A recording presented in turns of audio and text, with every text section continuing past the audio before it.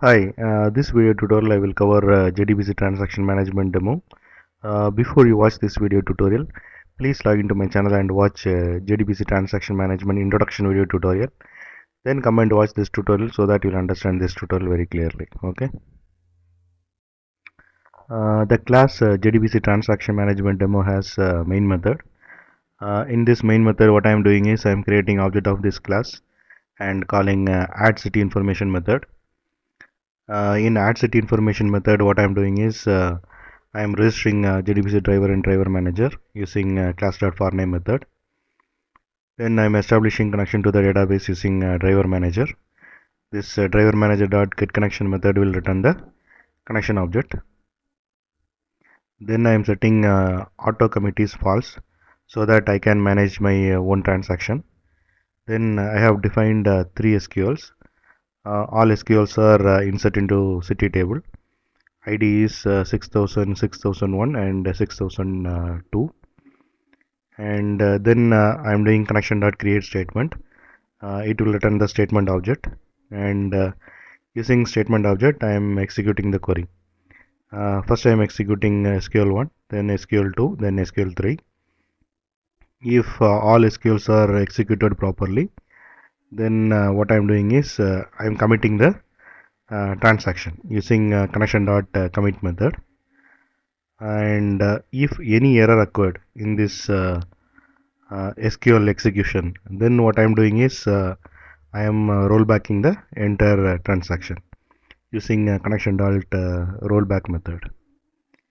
And then in finally block I am closing statement and connection. Okay. I will run this program and I will show you the output.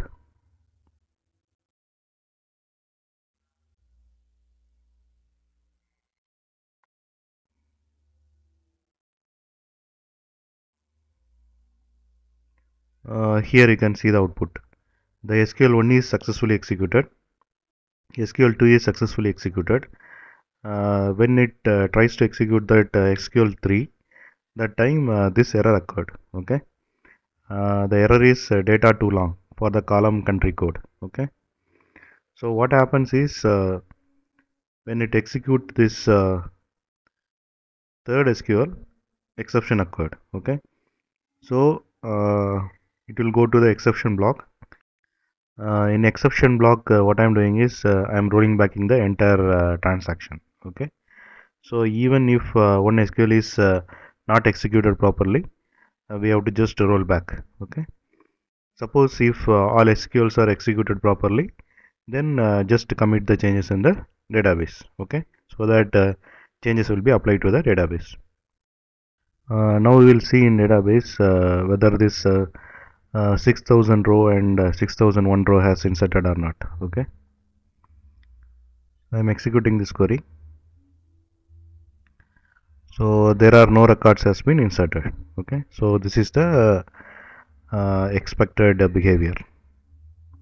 Now what I will do is I will correct this country code.